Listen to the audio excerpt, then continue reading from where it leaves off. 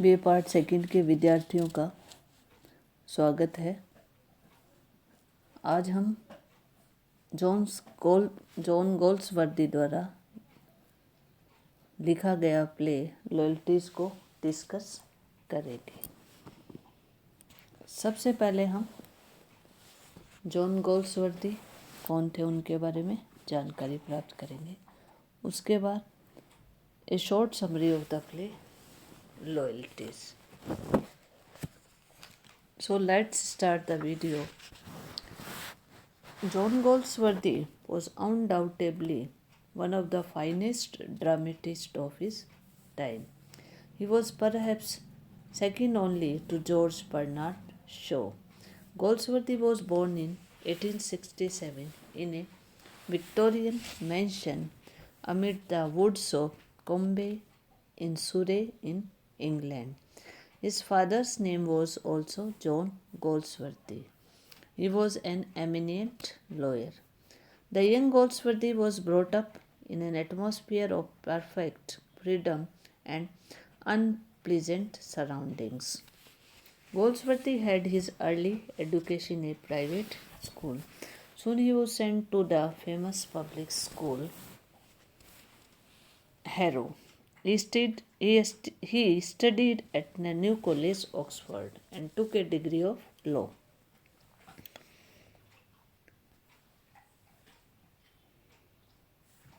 So, this was a brief introduction of John Goldsworthy. The English novelist and playwright John Goldsworthy was one of the most popular writers of the early 20th century. His work explores the transition and contrast between pre and post World War First England.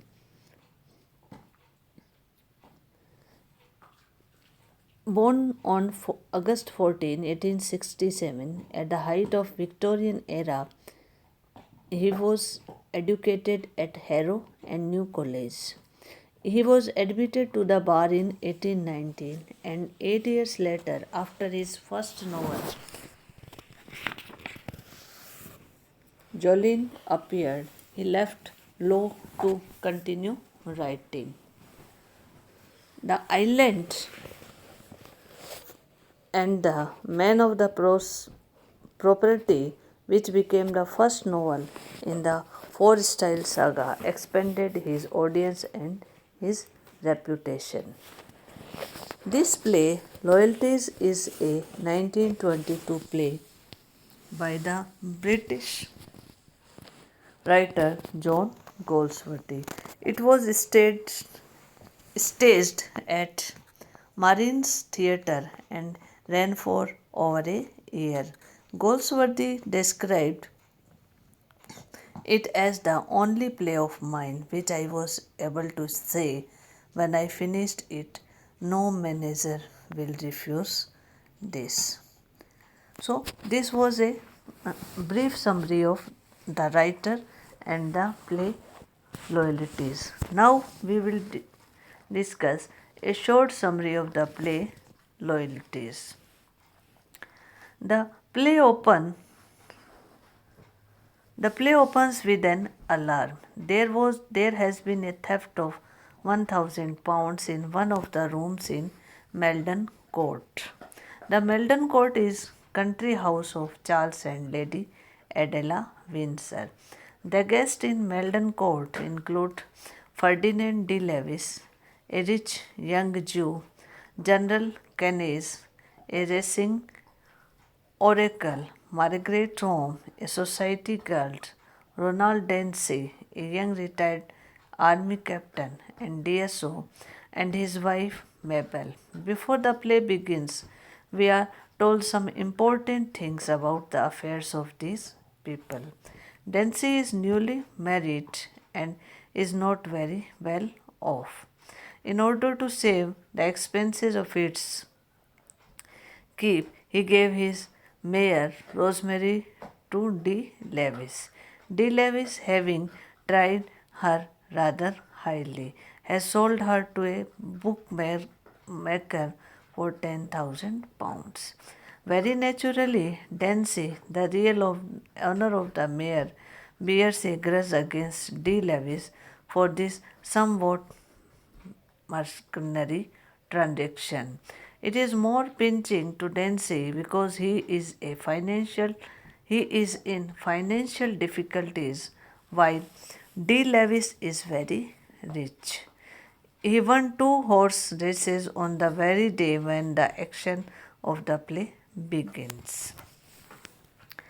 Another important circumstance is that Dancy earlier in the evening won a bet of £10 from D. Lewis by jumping from the floor on the top of a bookcase 4 feet high.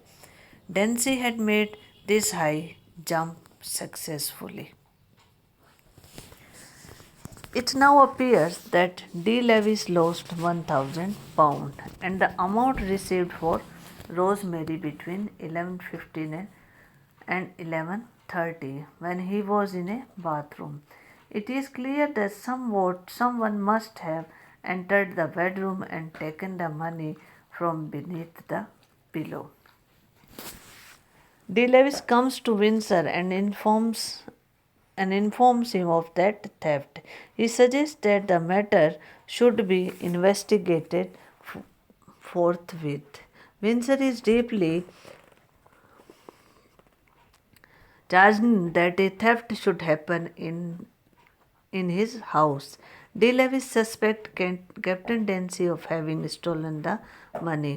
However, at this stage, he does not say anything about this. Windsor is particularly vexed that one of his guests should be suspected of so mean an act. He also disliked the idea of De Lewis claiming the protection of the police. This is like treating the Meldon Court as if it were a hotel. He thinks D. Lewis is a young bounder. Even the color of his dressing gown shows that though he is tolerated in society because of his money, he is after all a damned Jew.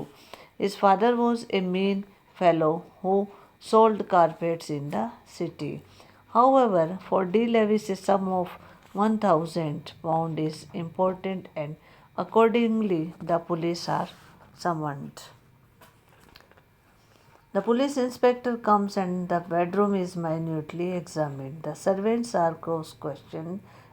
The garden soil outside the window is carefully gone over the trace of footmarks, but in vain D. Lewis suspects Dancy. The creepers on the bedroom window have been disturbed.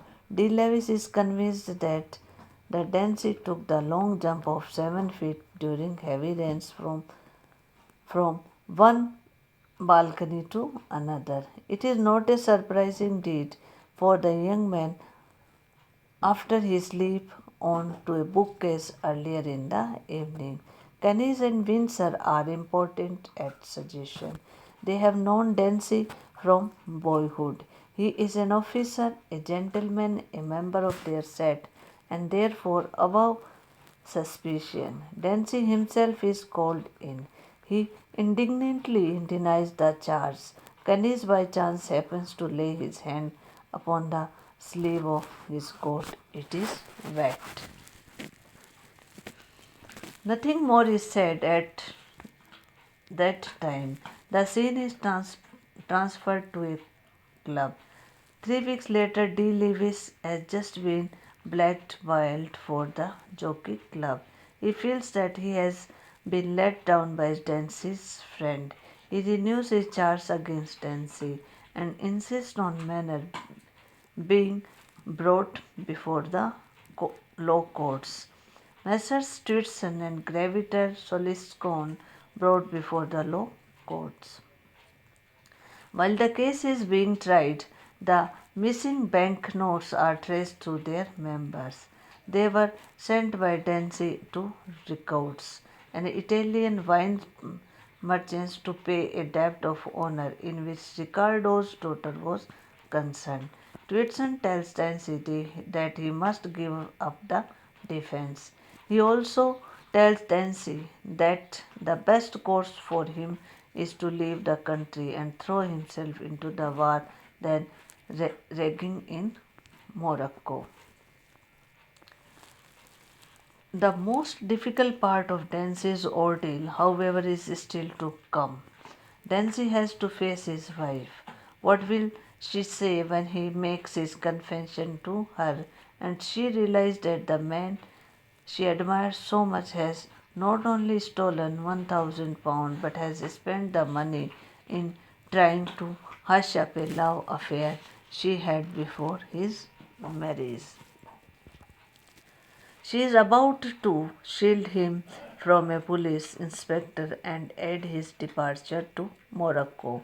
A shot is heard from the adjoining bedroom. Dancy has taken his own life. Before committing suicide, Dancy wrote a note addressed to Colford. Dear Colford, this is the only decent thing I can do. It is too damned unfair to her. It is only another jump. A pistol keeps faith. Look after her, Calford. My love to her and you. So, this was a summary of the play The Loyalties.